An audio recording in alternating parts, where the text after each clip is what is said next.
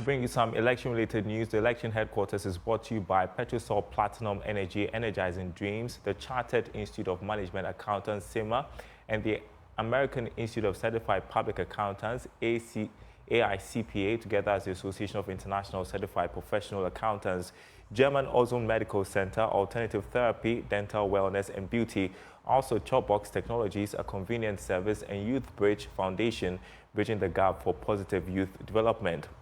Now, the Electoral Commission has described the decision by the National Democratic Congress, NDC, to go ahead with this intended demonstration against the EC and the current state of the voters register as a means of misleading their followers. Speaking on Current Affairs show Newsfile, Dr. Bosman Asari, Deputy Chair at the Corporate Services Unit of the Electoral Commission, explained that the NDC's claims are not founded and exaggeratory. He insisted that steps have been taken to address concerns raised by the NDC. Hence, it will be appropriate for leaders of the largest opposition party to sit with the Electoral Commission to discuss any further anomalies. We at the Electoral Commission think that the NDC leadership who have taken to the route of demonstration is informing their people. They seem to be exaggerating problems in the register which are non-existent.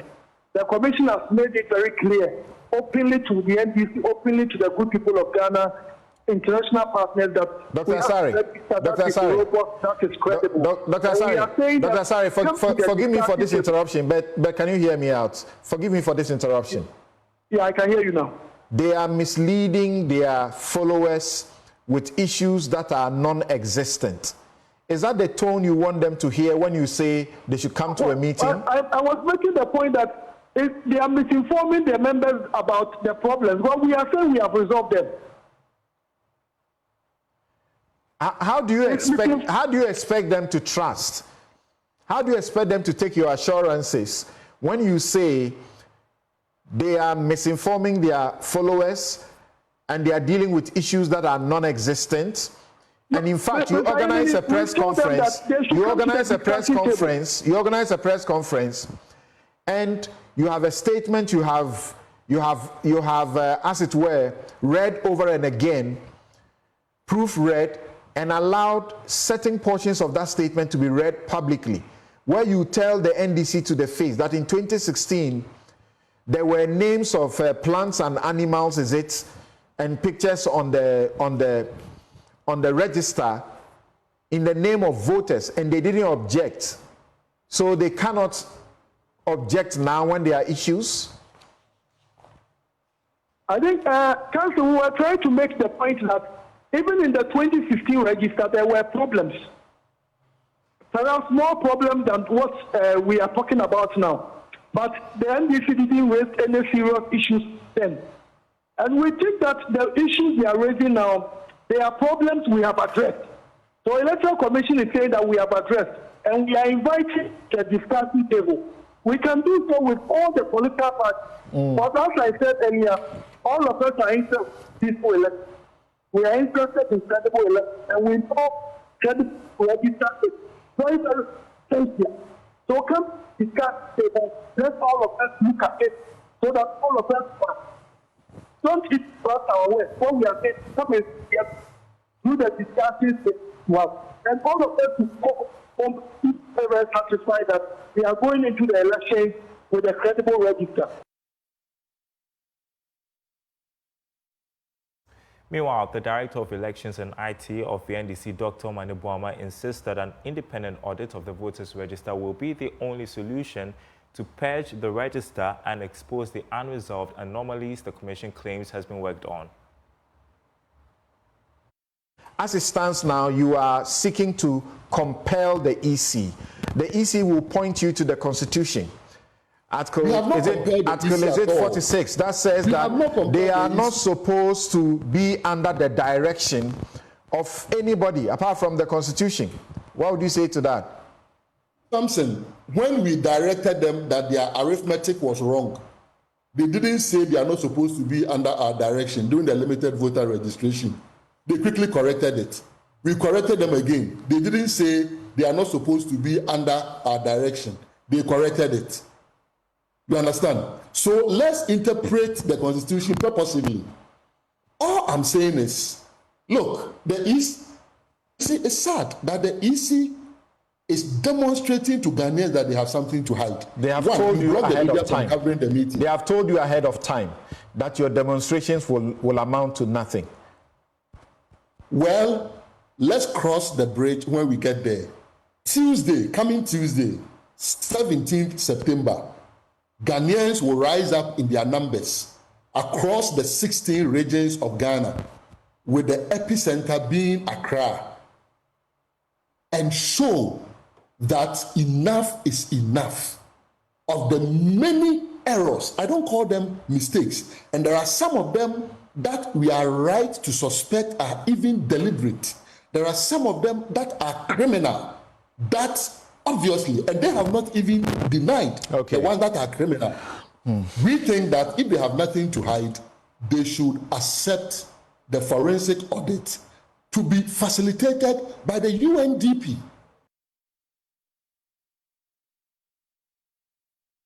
Now, 24 aspirants have filed to contest for the 2024 presidential elections at the end of filing of nominations on Friday. The number is out of a total of 33 candidates expected to file ahead of the December 7 elections. My colleague James Aveji has a wrap of activities in the following report. 24 aspirants have filed so far at the close of nominations to contest in the 2024 presidential elections. Out of this, some 10 of the aspirants have filed on the ticket of various political parties, with 11 of them filing to go as independent candidate and 3 female aspirants. Now, the fate of 2 other candidates, Dr. Ni Amudako, who is an independent candidate, as well as Kofi Asamoah Siao, is in limbo because they are yet to know whether the Electoral Commission will work on their nomination forms, because according to the Commission, they have filed behind the 5 o'clock schedule. Things are being submitted after 5. So we are not expected to receive nominations after 5. The premises of the EC is not where we complete nomination forms. Candidates are expected to complete their nomination forms and file within the stipulated time. And I am repeating, candidates are not expected to come and fill nomination forms at the premises of the Electoral Commission. So we are not going to accept it. We will receive it, but we are not going to accept the forms. The total number of aspirants could have been 25, but the EC have rejected outrightly the filing of one Dr. Aisha, who appeared before the electoral commissioners without her forms, pleading with the committee to give her ample time to file and resubmit her forms. I came with a vision to support and help the country. Okay. But I haven't been able to come here. But I have everything that needs to complete this process. I have my funds, I have the people that accept the forms, because the districts are many. Some of the things that we encountered when we were going rounds was that this is not the forum for this one. Okay.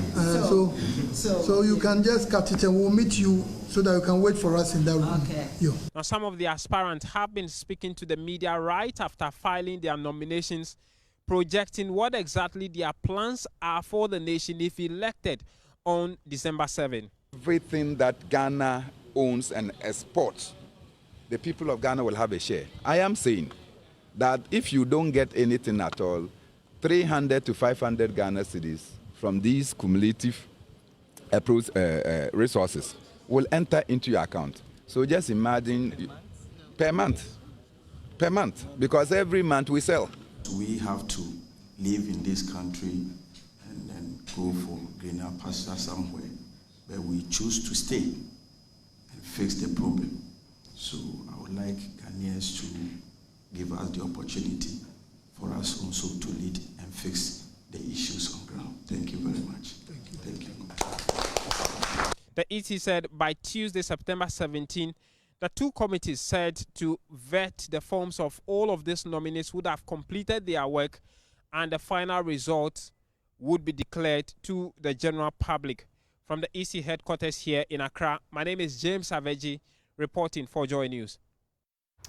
Now, the flag bearer of the National Democratic Congress, John Mahama, has expressed serious concerns about the state of Ghana's power sector, describing it as being on the brink of collapse. Speaking at an energy sector forum organized by the NDC at the Elisa Hotel here in Accra, Mahama stressed that a future NDC administration would focus on eliminating corruption within the sector to restore stability. Ghana's power sector is on the verge of collapse, and something must be done to save it. Ladies and gentlemen, we set the stage for transformational and inclusive growth in the petroleum sector. We attracted unprecedented investments, culminating in the realization of 3 oil-producing fields, the Jubilee Field, the TEN Field, and the OCTP oil and gas fields, anchored by 3 FPSOs. We modernized critical institutions such as BOST, GOIL, and TOR. These policy initiatives paved the way for TOR to begin the processing of 2 million barrels of crude oil that was allocated to it from the nation's TEN oil field. The next NDC administration shall, 1, restore credibility and reform the opaque and questionable allocation of oil blocks, reverse stalled exploration activities, and accelerate petroleum production with improved incentives to attract investment in exploration activities, especially in our deep waters. 2, to restore and improve the waning momentum in upstream local content and participation to advance value creation, retention, and job creation. And then 3, to implement legislative provisions to optimize acreage size with improved incentives to attract investment in exploration activities, especially in our deep water prospects. To explore and implement cutting-edge drilling and exploration technology to identify new offshore and onshore reserves with improved data quality and accessibility. To pursue actions to accelerate exploration in all offshore basins and aggressively open up the Voltairean Basin to unlock its oil and gas potential. To offer incentives to accelerate domestic gas discoveries, intensify gas commercialization, and utilize power generation beyond industrial use and agricultural production for job creation and national development. To construct additional gas processing trains to augment the current gas delivery volumes for power and industrial use. To achieve 100% domestic supply of LPG production from our gas processing infrastructure and refineries. To review the current LPG cylinder recirculation model in consultation with all the relevant stakeholders to ensure inclusivity in the policy implementation. And I said this already, to expand gas utilization beyond power generation for industrial use and also agricultural production in order that we can create more jobs in the economy. In the downstream petroleum sector, we shall facilitate strategic private sector participation in the operation of the Tema Oil Refinery and ensure production is restored to the 45,000 barrels per day out. While the NDC spokesperson on energy, John Jinapor, stated that the flag bearer would require $2 billion to clear the accumulated debt in the energy sector if he is elected into office. Government has refused to pay that money. And so clearly, President Mahama will be inheriting a very, very rundown, a very, very weak energy sector that is on the verge of collapse, that is choking from debt, an oil sector where all the industry players and the majors are exiting Ghana. We must necessarily restore and reset this country. We cannot continue on this trajectory. We cannot continue on this path. This is not what we envisaged. We have done some work as an energy team, and based on our conservative estimates, we envisage that President Mahama, you would require about $2 billion to clear the pipeline when it comes to the energy sector-related debts. But it is compounding. It's not as if it's stagnated. If you look at the current situation, today they are fighting on who would procure crude. They are procuring light crude. They told us that we have so much gas that they didn't know what to do with the gas. 8 years down the lane, they are now procuring crude $40 million every month. That translates to $480 million a year. That money can build a second gas processing plant. This is your election headquarters. We'll have some more political stories in the latter part of the bulletin. But attending to one other story we are following for you, the Senior Staff Association of Universities of Ghana have declared a total nationwide strike over their poor working conditions.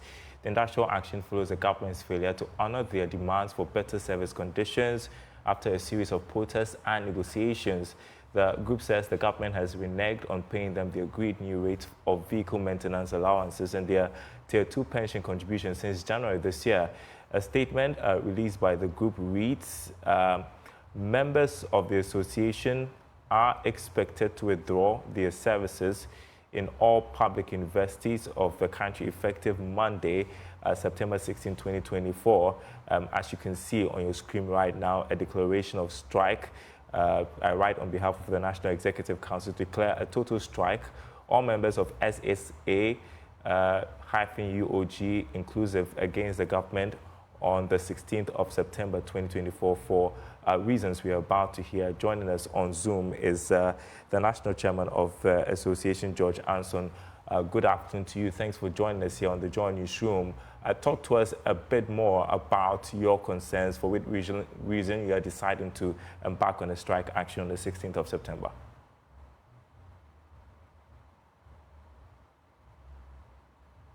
Unmute, Ms. Anson.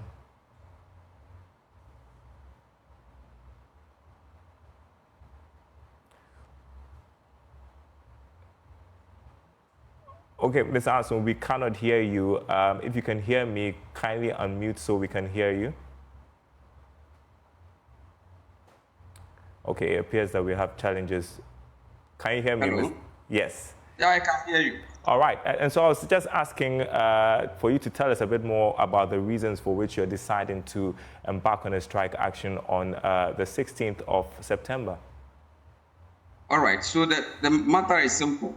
We feel that government is discriminating against us, and the signs that we've all signed on to an agreement, and this particular allowance we are talking of cuts across from senior members through senior staff to the junior staff.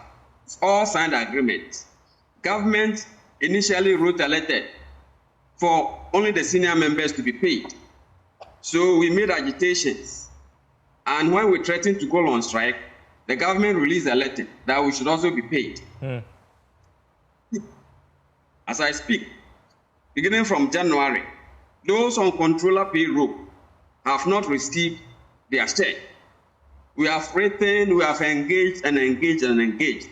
Up till now, government has failed to pay our brothers. Now, this allowance is reviewed 2 times in a year. The new rate has come. Government has only written that the senior members should be paid, leaving us. And we feel that government is discriminating against us. Government doesn't take us serious, that we don't matter in the scheme of things when it comes to the investors. And we think that it is not fair. Another issue is our pension, which is our tier 2 contribution. It is government that deducts that amount of money. And instead of releasing it to our fund managers to invest the money for us, since January, government has failed to pay a peswa. Another issue in relation to the tier 2 is a pending issue that has even gone to the National Labour Commission when it comes to the calculation of interest between 2010 and 2016. We have engaged, written to remind the government to sit down with us to do the calculation. Up till now, government has not invited us, government has turned a deaf ear to our concerns. And these are the reasons why the National Executive Council has met and decided that every member of senior staff should stay home until the money has been paid. Because the first part of the allowance, that is from January to June, though the government has written the letter that they should be paid, up to now, government has not paid. Another rate has come, and they have written only to the senior members, leaving us. So that is why we have decided to embark on this strike. And until we receive the money, we are not going back to work. You say that you've tried to engage the government, but there is no breakthrough. Is that the situation? Yes, my brother. For how long have you been trying to get them to respond to some of your demands? And what is the government's stance on it per your engagements? Government doesn't mind you. Letters upon letters, calls upon calls. We even engage our PCs to talk to government to do the needful. They are telling us they have tried, but they haven't made any headway. For how long are you willing to carry on with this strike? And what would it take for you to back down on your action? As I've already said, until we see the money. Because from January to June, when we saw that government has released the money for payment, we thought, oh, once government has released the letter, government is going to pay. Government has failed. Another rate has come. They have just written that the senior members should be paid, leaving us. It means that government is not serious with us. So until we see the money in our account, we are not going to work. I've seen the likely impact on the education sector. Would you be willing to meet the government halfway? I mean, based on your negotiations? My brother, this matter is not a halfway thing, because we are all working in the university. One section is paid.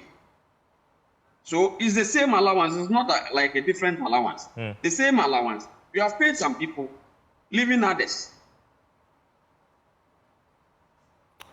All right, frozen there, but you had George Ansong, National Chairman of Senior Staff Association of Universities of Ghana. We just lost you. If you could conclude on the comment you are making, the remark you are making. So what I was saying was that until we see the money this time, we don't trust government, because we trusted government when we threatened to go on strike, when the letter was released for payment. But government has still failed to pay the money. So this time we want to see the money before we make any move. Okay. Back to pay. All right. Thank you so much, George Angson, National Chairman of the Senior Staff Association of Universities of Ghana, speaking with us ahead of a total nationwide strike called by the group over poor working conditions starting on Monday, September 16. They're saying they're not backing down until the government meets all their demands. Now, the impact of galamsey on Ghana's rivers and water bodies has only deepened public mistrust in the nation's water systems. Across the country, even in the most modest households where water flows from the tap, families are spending a fortune on sachet and bottled water, desperately seeking a safer alternative. But are those who turn to sachet water truly free from contamination? Features editor Richard Kodonyako explores the growing phenomenon in our latest Hotline documentary, Drinking with Suspicion. Here are excerpts of the documentary. In towns and cities across the country, taps are running, but the trust in the water that flows through them has evaporated. Consumers are turning to sachet water, a costly alternative, but even this doesn't bring peace of mind. Even as the pollution of the rivers continue unabated, the managing director of Ghana Water Company Limited, Clifford Brimer, believes the water they produce is good enough for drinking and that there is no cause for alarm. It's marketing. The sachet water people want to let them know that, and to your surprise, most of the sachet people fetch our water and bag it. They don't do any treatment process, but they tell them what is in that bag is more wholesome than where they fetched it. Because they fetch it into another container. Probably the container is contaminated. And they now put it in a bag, close it and sell it to you. So there are marketing issues that is creating trust issues. But we can tell her. That's why I told you that we've done this ISO. Just to tell you, this is not a Ghanaian thing alone. It's an international standard that Ghana Water Company has gotten its system certified that we produce water to this level. So if anybody says, oh, I won't drink the water because it's because somebody else has. You let the researchers that you are talking about tell you when they run study on our water, the sachet water, and those two, the coliforms levels, where they found most. It's not for me to tell you, but you can find out. And then you realize that, no, it's not Ghana water. The question of whether the water flowing from our taps is free from heavy metals and other contaminants is a matter of great sensitivity. It touches on both public health and trust in our infrastructure. At the heart of this issue is the Ghana Water Company, which shoulders the vital responsibility of delivering water to households across the country.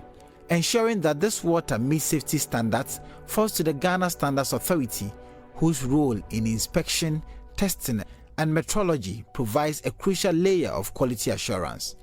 At the helm of the Ghana Standards Authority is Professor Alexander Dodu, the Director General overseeing efforts to guarantee that the water Ghanaians rely on meets the highest safety and quality standards. The Ghana standards for water excludes the presence of heavy metals, period. So any activity which will contribute to the presence of heavy metal in water, because if you're using a borehole, it's going to be surface water. You're going to drill down, but whatever is on the surface will percolate down. So, and heavy metal doesn't go away. So wherever there is heavy metal, it will show up in water. If heavy metal shows up in water, that water is not safe, not fit for consumption. So I think you can draw the analogy that any activity, whether it's galamsey, whatever activity, leads to lead, mercury, any other heavy metal being present, and being present such that it can be in water, poses a risk to human health. Anything which exposes the environment to an increased level of heavy metals puts everybody in Ghana at risk. In homes across the country, this is the new reality. Even as they pour from sachet, the people of Ghana drink with suspicion. The unseen consequences of galamsey have infiltrated every aspect of life, eroding trust and safety in something as basic as water. We use this same pipe water to bath ourselves. And as a lady, you use this water to wash your under. It's giving us effects. To be frank, it's giving us effects. Sometimes when I fetch the water and I'm going to use it to bath, and then use that same water to wash my under part, it's very scary.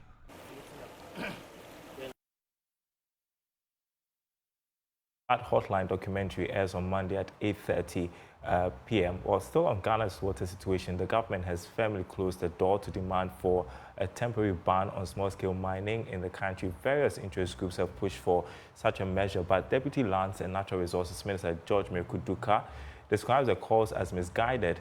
Speaking at the commission of the Meriteso Community Mining Scheme in the Upper Dentura East Municipality of the Central Region, Mr. Duka argued that rather than banning small-scale mining, the government will in the coming days deploy river guards to protect the water bodies. I am personally against the call for the ban on mining generally. You can ban mining. What would be the way to go? The way is for us as a government, we will be deploying the river guards soon. Currently, we've trained no less than 300 people. The Naval Command took that responsibility and trained this youth.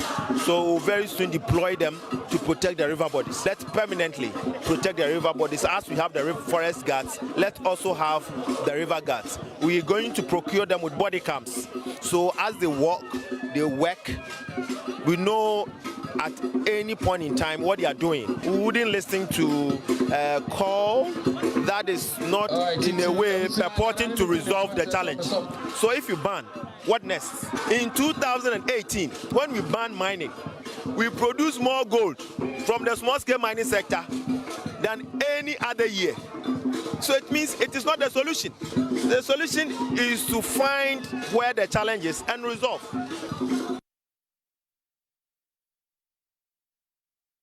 Well, government has established an interministerial committee to engage all stakeholders to assess its efforts in tackling the illegal mining menace in Ghana. One of government's selling points to not banning small-scale mining is the impact such a move will have on the economy. But a tax expert, Francis Timoboy, is disputing that. By default, illegal operators or illegal miners do not pay taxes. Under the mining law, if you start getting your license, you are supposed to pay 5% royalty to the government. Right. And that is on your gross produce. Aside that, government also has 10% what we call the carried interest on whatever you produce.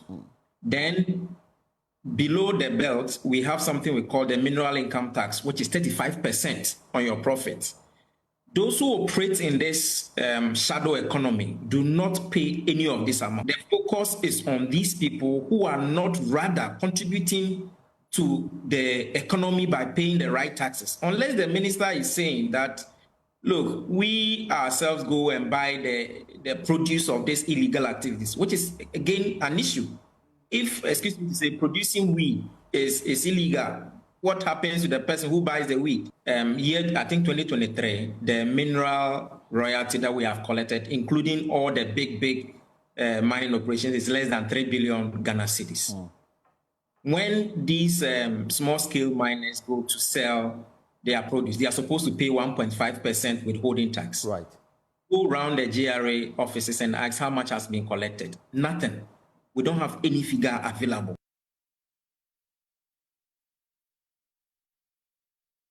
Meanwhile, the Chinese government has warned its nationals in Ghana against engaging in illegal mining amid the country's worsening galamsey crisis, which has devastated water bodies and forest reserves. As Ghana seeks solutions, new Chinese ambassador Ton Denfa, in an interaction with journalists, said even though Ghana's environmental laws are being abused with impunity, Chinese nationals have been asked to respect them. We always request Chinese citizens here to do things legally, to do things according to law and local laws and regulations, and even traditional customs. Like I know you have a lot of traditional customs. We ask Chinese, that's our way. We always, and I know there are some Chinese, not all Chinese, there are some Chinese, involved in this illegal mining, but we discourage them. We discourage them. And I follow, because I was accompanied President Akufo-Addo to Beijing. He even mentioned this.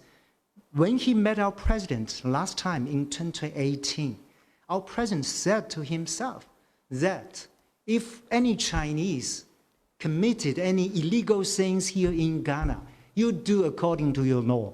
We support you do according to your law. So we discourage Chinese people doing this illegal mining. But I read the news now, it's a topic.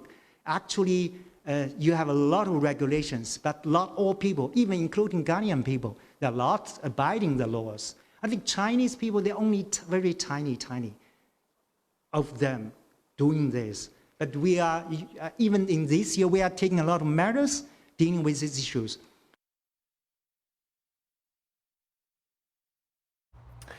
You're watching the Joy Newsroom. We are taking a short break. When we come back, President Akufo-Addo has officially commissioned the multi-million-dollar Jamestown Fishing Harbour. We'll tell you more about it after this break. And welcome back to the news. President Akufo-Addo has officially commissioned the multi-million-dollar Jamestown Fishing Harbour, a modern facility set to transform the fishing industry in the region. Now, the state-of-the-art harbour, located in the heart of Jamestown in Accra, is expected to boost the local economy, enhance livelihoods and improve the working conditions of the fishing community. At the ceremony, President Akufo-Addo emphasized the government's commitment to revitalizing the fishing sector, which has been a cornerstone of Ghana's coastal economy for generations. Here's more in this report. President Akufo-Addo at the commissioning said the Jamestown Fishing Harbour was a testament to government's dedication to ensuring that the fishing industry remains vibrant and profitable for the people who rely on it. He was optimistic the facility will also enhance the quality of life for the fishing community in Jamestown. My government, fully aware of the critical role artisanal fishing plays in our economy and in the livelihoods of many Ghanaians, made it a priority to transform the fishing industry. We took bold, decisive steps to improve conditions for our hard-working fisherfolk, those whose daily toil sustains community and feeds our nation. Transport Minister Kweku Ofori-Asiama told the gathering that there is no contention over the project when it comes to who started or completed it, and hence urged the people of Ododo-Dio to reward the MPP accordingly. I'm saying that there should not be any contention. A contention of who started is one person. The contention of conceiving the idea, the contention of starting the project, and the contention of commissioning the project. Nana Adodankwa Akufo-Addo, the President of Ghana. Thank you very much. Also present at the event was the Gamanche, Ni Takite Kuchu II. He thanked the government for such a laudable project and hoped it will impact the lives of the indigents positively. Express deep gratitude to His Excellency the President Nana Adodankwa, Government of Ghana, and all collaborators of this monumental project for bringing this dream to life. I stand here as a voice of Gadangbe. I stand also as a voice of the Gadangbe youth, whose heritage is rooted in the waters. I appeal to the Ministry of Transportation to ensure that a quota is allocated for the benefit of our young people. The new fishing harbour is equipped with cold storage facilities, fish processing areas, an auction market, and modern sanitation systems, ensuring that fish products meet international standards. It also features docking spaces for fishing vessels, maintenance workshops, and a kindergarten for fisherfolk with young children.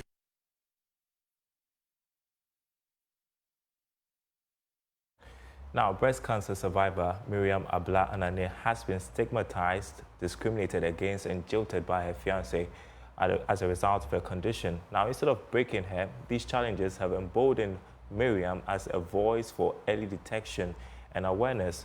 My colleague Emmanuel Jivenu has been engaging a 32-year-old lady at the Sonotech Cancer Awareness Launch in collaboration with the KGL Millennium Marathon in Accra.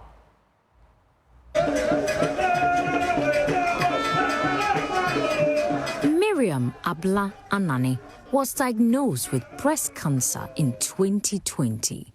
But for 3 long years, financial struggles and deeply rooted cultural beliefs kept her from seeking the urgent treatment she needed.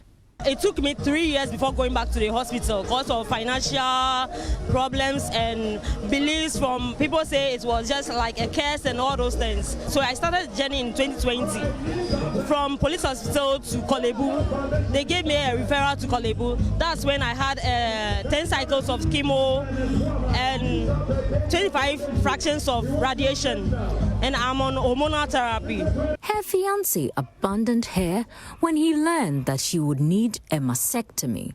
Miriam's determination to survive led her back to the hospital, where Sonotech Medical and Diagnostic Center stepped in to help. My fiancé left me, that was 4 years ago. He thought I was going to die. When they told him they were going to cut my breast, he was telling them he has to take me to a church or something so that they will cure me. But anywhere they go, they'll tell them it's someone that is following me and all those things. So he believes I was scared or something. So he just has to let me go. Undergoing surgery would not end her tortuous journey soon. Family misconceptions about her medications forced her to leave home to continue treatment. They thought I just want to kill myself, so they said I've taken some poison and all those things. So I left home. I ran away from the house just to be okay. Today, she stands tall as a breast cancer survivor, educating girls on early detection. As Breast Cancer Awareness Month approaches, Sonotec Medical and Diagnostic Center is offering discounts on screenings, aiming to increase awareness and save more lives. Dr. Grace Bachman is the medical director at the center. Financing breast cancer treatment is a big issue. So as much as possible, we support. We go on a step further to discount some of our services. So like breast ultrasound, during the month of October for the past 8 years, we always give a 50% discount. But we see it as an opportunity to give back and also encourage more women to be more conscious about their breasts. Aside the ultrasound, we also give 20% discount on mammograms, and we get lots of people. Some people have marked it on their calendars. Even if they don't get their breast screen the whole year, they know that October they have to come to Sonotec. And for now, we don't think we can ever stop. Miriam Anani is determined to empower others to fight breast cancer through knowledge and early detection. Emmanuel Jivenu's report for Joy News.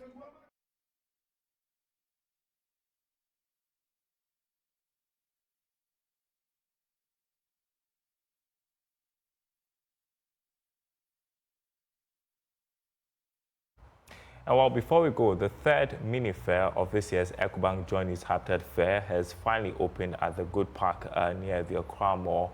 The three-day event will offer patrons all their housing needs and some mouth-watering deals. Some exhibitors have been sharing their expectations with James Ishan. Take a listen to this report. So the third mini fair of this year's EcoBank Joy News Habitat Fair has kicked off here at the Good Park here in Accra Mall, and that's three-day event where any potential homeowner would get solutions to any of his or her housing needs. Right behind me, you can see some nice cars here. I am here with Triton Motor Limited. Their marketing manager. They will be telling us what they bring on board this year, their expectation for this particular third mini fair. Talk to me, Triton Motors Limited, what are you guys, since it's motor, I should believe it's cars you guys dealing, but what exactly are you bringing on board this time? Yeah, no, don't worry. Okay, thank you very much. So we always look forward to the Habitat Fair. We always participate in it. This year we are bringing on board some newly launched brand, which is the JEC brand, inaugurated on the 23rd of August by Triton Motors Limited. So we are here to display our flagship products. As you can see, behind me is the JS6, which is the flagship products amongst the SUV within our Ghanaian market. Behind me is the Jack T9, which is a third generation pickup. It's a 2.0 diesel, and we're also here to display this. We also have other range of vehicles that we have been brought to the fair. So if you are around or you are watching this, please come by the Good Park at Accra Mall to come and interact with our vehicles that we have here. They are good, the prices are also very affordable. And the safety features that these vehicles have to offer are unremarkable.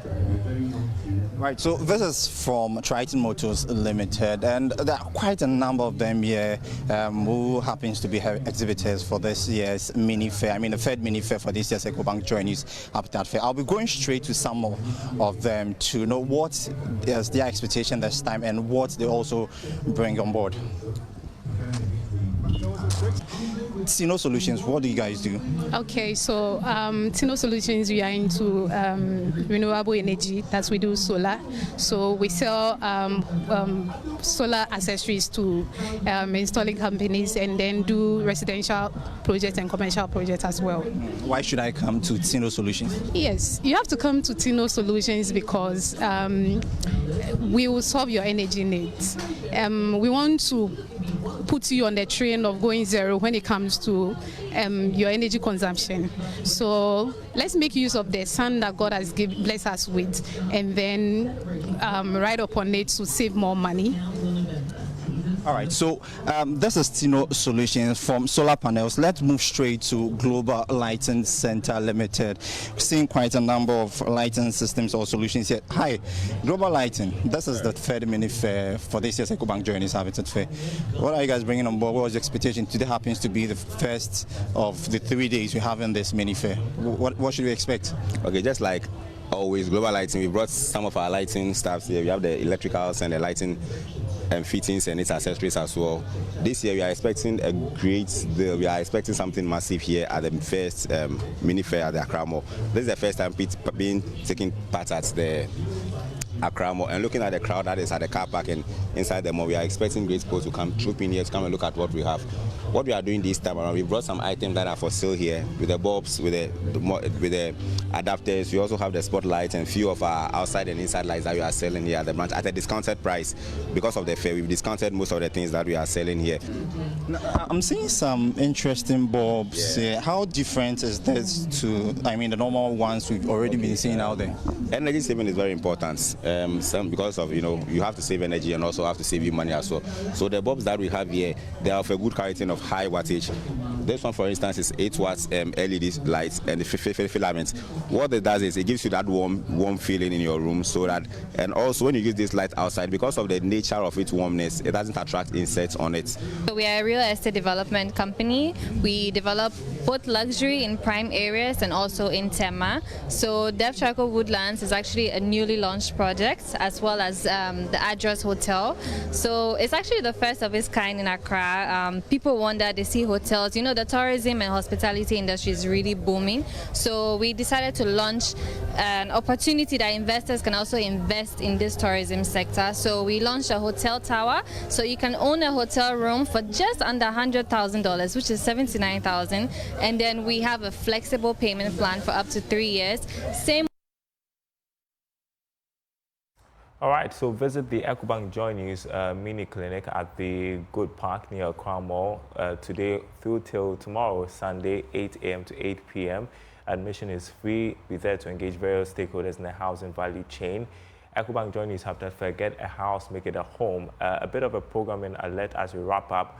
We've got the Showbiz Roundtable coming up in the next hour. Is a manifesto debate on the creative economy. You want to hang around and tune in for that. My name is Darryl Kwao. Thanks for watching. Goodbye.